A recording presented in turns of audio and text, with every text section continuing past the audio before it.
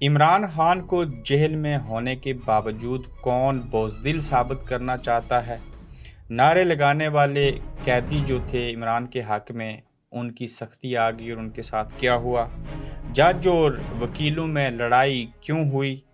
اب یہ بیچارے جج جو ہیں وہ ٹھنڈے کیوں پڑ گئے؟ پہلے تو روزانہ ٹرائل کرتے تھے، سزا دینے میں بڑی جلدی تھی۔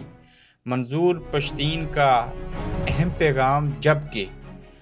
جو وزیر اعظم شہباز شریف صاحب تھے یا ہیں، وہ اس قوم کے لیے شرم کا باعث کیسے بنے؟ آج کی گورکھ دھندا میں ان کے اوپر بات کریں گے۔ السلام علیکم، آپ دیکھ رہے ہیں گورکھ دھندا، ابرار قریشی آپ سے مخاطب ہوں۔ آج عمران خان کو پچھلے 3 دن سے کچھ ایسی اور یہ باتیں کہہ کے بزدل ثابت کرنے کی کوشش کی جا رہی ہے، اور یہ کون کرنا چاہتا ہے؟ کیا وہ اس میں کامیاب ہوئے یا نہیں ہوئے، اس کے بارے میں بھی بتائیں گے۔ آپ نے سنا ہوگا کہ مکھیاں آ گئیں، کیڑے مکوڑے آ گئے، فلاں چیز ہوئی، ایسے ہوا ویسے ہوا۔ پھر عمران خان جو ہیں وہ کھانے کا مسئلہ ہے، ان کو جہاں اندھیری کوٹھری میں رکھا ہے، وہ بڑے پریشان ہیں۔ پھر یہ خبر آئی تھی کہ ان کا بلڈ پریشر جو ہے وہ ہائی ہے۔ آج ایک خبر چلائی جا رہی ہے کہ عمران خان کے پاس 2 آپشن ہیں، یا تو ملک سے باہر چلے جائیں ڈیل کر کے، یا پھر جیل کی کالی چھوٹی سی کوٹھڑی کے اندر جل جائیں، سڑ جائیں، گل جائیں۔ تو یہ خبریں پھیلائی جا رہی ہیں، کچھ حقیقت ہے، جیسے ان کو تنگ کرنے کے لیے اوپن باتھ روم ہے، ساری چیزیں ہیں، سارے حوالے۔ تو وہیں پہ یہ تاثر بھی دیا جا رہا ہے، اور ان لوگوں کو دیا جا رہا ہے جو عمران خان صاحب کو پسند کرتے ہیں، یعنی کہ پاکستان تحریک انصاف کے کارکنان اور ان کی جماعت کے ایم پی اے، ایم این اے اور باقی قیادت۔ کیونکہ جب ہم یہ تاثر دیں گے کہ عمران خان جو ہے وہ بڑا تنگ ہے، اس کا بلڈ پریشر آیا ہے، کھانا ٹھیک نہیں ہے، فلاں چیز ہے، ایسے ہے ویسے ہے، اور کسی بھی ٹائم کے اوپر ہو سکتا ہے کہ ہم ان کے لیے بولیں اور وہ کہیں ڈیل کر کے بیرونی دنیا میں نہ چلے جائیں۔ اس چیز کا ایک ثبوت تو یہ ہے کہ جب گولیاں چلیں، سارا کچھ ہوا، تب عمران خان نے کوئی ڈیل نہیں کی، بلکہ جنہوں نے ایسے کیا یا جن کے اوپر انہوں نے الزام لگایا، طاقتور لوگوں کے نام تک لے لیے تھے، ایف آئی آر کٹوانے کی کوشش کی تھی۔ ذل شاہ اس دنیا سے چلا گیا، ان کے کتنے اور کارکنوں نے قربانیاں دی، عمران خان کبھی بھی پیچھے نہ ہٹے۔ اور اس سے بڑا ثبوت کہ جب نعیم حیدر پنچوتا عمران خان صاحب سے ملے تو انہوں نے سب سے پہلے دن ملاقات میں یہ پیغام دیا کہ جاؤ باہر والوں کو کہہ دو، اور انہیں کہہ دو کہ میں نہیں ڈرتا، میرے ساتھ سی کے بجائے ڈی والے اس چیز میں رکھ دو، میں یہیں پہ رہوں گا اور یہاں پہ ہی آزادی کی تحریک جو ہے اس سے پیچھے نہیں ہٹوں گا، آزادی کے لیے میں لڑتا رہوں گا، اور یہ چیزیں بھی مجھے قبول ہیں۔ وہیں پر عمران خان صاحب نے یہ بھی کہا تھا کہ مجھے یہ کوئی فکر نہیں کہ اس جیل میں رہوں یا کسی اور جیل میں رہوں، پلس یہ جو تاثر دیا جاتا ہے کہ ان کو اچھی جیل میں ہونا چاہیے، یہ بھی ایک منفی بات ہے، بزدل ثابت کرنے کی کوشش ہے کہ عمران خان شاید اس جیل میں زیادہ عرصہ جو ہے وہ نہ گزار سکیں۔ تاہم عمران خان نے اپنے وکیل سے جو ہے وہ سیدھی بات کہی، اور یہ نہیں پوچھا ضمانت کب ہوگی، کیا ہوگا، کیسے ہوگا، میں رویا نہیں، میں چلایا نہیں، کوئی یعنی کہ اس طرح کی چیزیں نہیں ہوں۔ اور وہ نماز پڑھ کے، چیزیں کر کے، تسبیح رول کے، تہجد پڑھ کے، جو بھی وہ کچھ کرتے ہیں، قرآن شریف پڑھ کے، وہ چیزوں کو آگے لے کے بڑھنا چاہتے ہیں۔ نعرے لگانے والے قیدی جو تھے، جنہوں نے کہا تھا گناہگار بے گناہ، اس میں ملزم، اس میں مجرم، اس میں ان پڑھ، اس میں پڑھے لکھے لوگ تھے، اور جب عمران خان صاحب اٹک جیل میں پہنچے تو انہوں نے خان صاحب کو جب دیکھا تو قیدیوں نے نعرے لگائے تھے،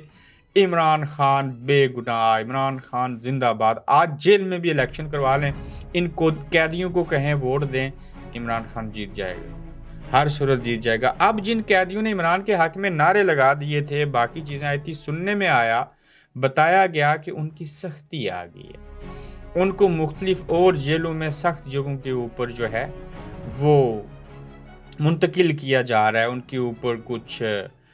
طاقت کا استعمال ہو رہا ہے۔ اب دیکھیے کہ ایک شخص کو آپ نے قید میں ڈالا، وہ قید میں بھی گیا تو خبر بن گئی، وہ جس جیل میں گیا وہ جیل مشہور ہو گئی، جن قیدیوں نے حق میں نعرے لگائے وہ امر ہو گئے، جو قیدی پہلے سے قید میں ہیں اور جس قیدی نیک کے حق میں نعرے لگا رہے ہیں، اس سے آگے تو ایک جہنم ہے اور پھر جنت ہے یا قبر ہے۔ اس کے علاوہ تو آپ ان کو کہیں نہیں بھیج سکتے، نہ قید بھی کر لیا، سب کچھ کر لیا، اور قید میں بھی عمران خان کو ڈال کے عوام اس کا ساتھ دے رہے ہیں، ساری چیزیں کر رہے ہیں، تو پھر بتائیے آپ کیا کریں گے، کہاں جائیں گے؟ آپ رکھیں عمران کو جیل میں، کر لیں ملک کی معاشی حالت ٹھیک، بنا لیں نگران سیٹ اپ۔ اس کے اوپر بھی اگلے بات کرتے ہیں کہ آج نگران وزارت عظمیٰ کے منصب کے اوپر بیٹھنے والا شخص کون ہوگا، اور جو شخص ہوگا وہ کس کا ہوگا، اسٹیبلشمنٹ کا یا سیاستدانوں کا، اور جو بھی یہ فیصلہ ہوگا اس کے بعد آگے کیا ہوگا، کون جیتا کون ہارا، اس کے بارے میں آج کے تیسرے ایپیسوڈ میں آپ کو ضرور بتائیں گے۔ اور یہ بڑا اہم دن ہے، کیوں؟ شہباز صاحب تو جا رہے ہیں، بڑی مہربانی کہ قبل از وقت یا اپنے بر وقت فیصلہ کیا، اور حکومت جو ہے نگران سیٹ اپ وہ ٹائم کے اوپر بنا رہے ہیں۔ لیکن کون بنے گا، کیا چیزیں ہوگی ہم دیکھتے ہیں۔ لیکن جیل کے قیدیوں نے نعرے کیوں لگائے، یہ بات بری لگی ان کو۔ پھر دیکھیے اب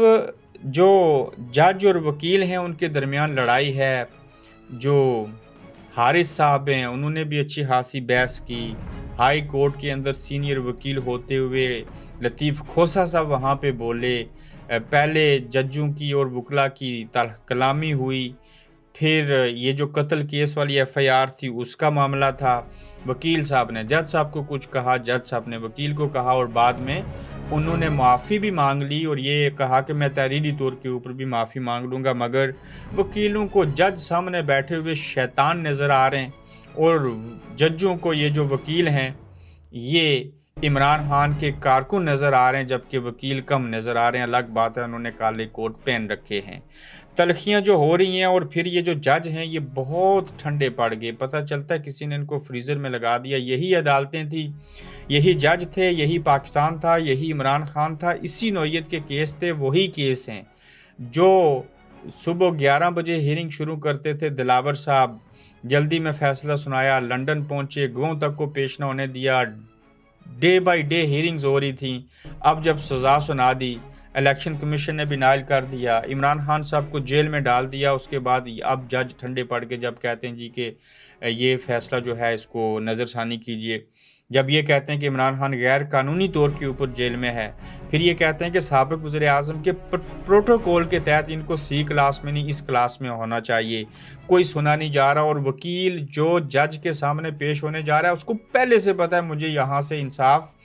نہیں ملے گا، یہ جج نہیں ہے، یہ عدالت نہیں ہے، یہ اینٹوں پتھروں کی بنی ایک عمارت ہے۔ عدالت وہ ہوتی ہے جس میں جج بیٹھے ہوں، جج آپ کو نون لیگ والے فلاں اور انصاف نہ کرنے والے لگتے ہیں۔ تو جب کسی ریاست کے اندر وکیل جج کو جج نہ مانے، جج وکیل کو وکیل نہ مانے، عدالت عدالت نہ ہو، وہاں انصاف نہ ہو، تو پھر وہاں پہ یہ جج ٹھنڈے بھی پڑیں گے، یہ جج بک بھی جائیں گے، یہ جج فیصلہ کرنا چاہیں بھی ان کا دل کرے گا، ان کا دماغ ایسا چاہے گا، ان کی آنکھیں دیکھنا چاہیں گی، کان سننا چاہیں گے، مگر یہ بزدل ٹھہریں گی اور اپنی فیملی کو اپنے مفادات کے تحفظ کے لیے جو ہے وہ خاموش ہو جائیں گے، چونکہ ان کی کمزوریاں ہیں، کیونکہ یہ اپنے میرٹ کے اوپر جج نہیں بنے، کیونکہ ان کو سیاسی جماعتوں نے جو ہے وہ جج لگایا تھا، سیاسی پارٹیوں نے ان کو جج بنایا تھا، جس کی وجہ سے یہ مجبور ہیں، یہ لاچار ہیں، اور جن اداروں کے سائے میں یہ ہیں، ایک تو بوت کا سایہ ہوتا ہے، یہ 10 بوت مل جائیں اس سے بھی بڑے بوت ہیں، اس سائے کی وجہ یہ ہے کہ ان کی ایک چارج شیٹ بنتی ہے، ان کی پروموشن جب ہوتی ہے تو انٹیلیجنس جو ہے وہ پہلے تحقیقات کرتی ہے، اس کے بعد اگر یہ کلیئر ہوں تو اس کے بعد جج لگائے جاتے ہیں، چونکہ اس حکومت نے آتے ہی پہلے دن یہ بل پیش کر دیا تھا کہ ان کی تحقیقات ہوں گی۔ تو یہ جج ٹھنڈے بھی پڑ گئے ہیں اور اندھے بھی پڑ گئے ہیں اس ملک کے اندر۔ جس شخص سے میں برطانیہ میں ملتا ہوں میں اس سے پوچھتا ہوں کب پاکستان جا رہے ہو، کب ایسے کرو گے، وہ کہتا ہے کہ میں اس ملک میں نہیں جانا چاہتا۔ وہ مٹی ہے، ان سے محبت ہے، ایک ماں ہے، ماں سے لوگ ناراض ہو سکتے ہیں، چھوٹی موٹی لڑائی کر سکتے ہیں، لیکن مایوس نہیں ہو سکتے، ماں تو ماں ہوتی ہے۔ لیکن اس ملک کے حالات دیکھیں، اس ماں کی حالت دیکھیں، تو وہ ماں جو ہے وہ علاج کے قابل ہے، اس ماں کو کینسر لگا ہے، اب کوئی ایسا اسپتال بھی نہیں اور ایسا کوئی ڈاکٹر بھی نہیں جو اس ماں کی کینسر جیسی بیماری کا علاج کر سکے۔ ایک کھلواڑ ہے، ایک ملک نہیں، بے آئین ریاست، جہاں کوئی قانون نہیں، جہاں جس کی لاٹھی اس کی بھینس، اور لوگ جو ہیں پاکستان پیسے بیچنے سے بھی قاصر ہیں، صرف اتنے پیسے بیچنا چاہتے ہیں جس میں کسی غریب کا، ان کے باقی رشتہ داروں کا بھلا ہو جائے، متنفر ہیں، لوگوں نے یہ ذہن میں بٹھا لیا یہ ریاست، یہاں کوئی قانون، آئین، اسلام، نتھنگ، سب کچھ جو ہے وہ فارغ ہو چکا۔ منظور پشتین نے کہا کہ یہ حکومت جب آئی تھی تو اس سے پہلے ان کو مسنگ پرسن یاد آتے تھے، ان کو دہشت گردی یاد آتی تھی، ان کو مہنگائی یاد تھی، اور جب یہ برسر اقتدار آئے یہ سب چیزوں کو بھول گئے، اور اقتدار میں آنے کے بعد انہوں نے سارے اپنے الو سیدھے کیے، اور یہ کوئی کوشش نہیں کی کہ ہم ان 14 15 16 مہینوں کے اندر کوئی بہتری لا سکیں، تبدیلی لا سکیں۔ اور منظور پشتین نے ایک ٹویٹ کرتے ہوئے اس حکومت کے اوپر جو ہے وہ شدید تنقید کی۔ وہیں پر شہباز شریف سیاستدانوں کے لیے شرمندگی کا باعث بن گئے۔ یہ بات جو مصطفیٰ نواز کھوکر ہیں، بڑے اچھے، بڑے دبنگ، بڑی اچھی زلفیں ہیں ان کی، انہوں نے یہ بات کہی ہے کہ شہباز شریف نے جس طرح سے آرمی چیف کی چاپلوسی کی، تعریفیں کی، یہ ان کے ملازم لگتے تھے اور آرمی چیف وزیر اعظم لگتے تھے، تو شہباز شریف صاحب نے اس منصب کے اوپر بیٹھ کے اس کو کمزور کیا ہے۔ جو کمزور لوگ ہوتے ہیں وہ کسی منصب کے اوپر بیٹھ کر اس کو عزت نہیں دے سکتے، بلکہ اس کی بے توقیری کا سبب بنتے ہیں۔ اور مصطفیٰ نواز کھوکر نہ پیپلز پارٹی کے ہیں، نہ نون لیگ کے ہیں، نہ پی ٹی آئی کے ہیں، ایک فیئر اور ایک غیر جانبدار آدمی ہے، جس کے ویوز آپ کے سامنے رکھ رہے ہیں، یہ ہم خود سے نہیں کہہ رہے۔ آپ کو کیا لگتا ہے کہ کون وزیر اعظم نگران ہوگا، کس کو ہونا چاہیے، کس کی طرف سے ہو تو وہ ٹھیک ہے، سیاستدان یا اسٹیبلشمنٹ یا نیوٹرل کی تعریف اگر آپ کو پتہ ہے تو ضرور کمنٹ میں لکھیے گا۔ اپنا خیال رکھیے گا، تیسرے ایپیسوڈ میں پھر آپ سے ملیں گے۔ اللہ حافظ۔ آپ دیکھ رہے ہیں گورکھ دھندا ابرار قریشی کے ساتھ۔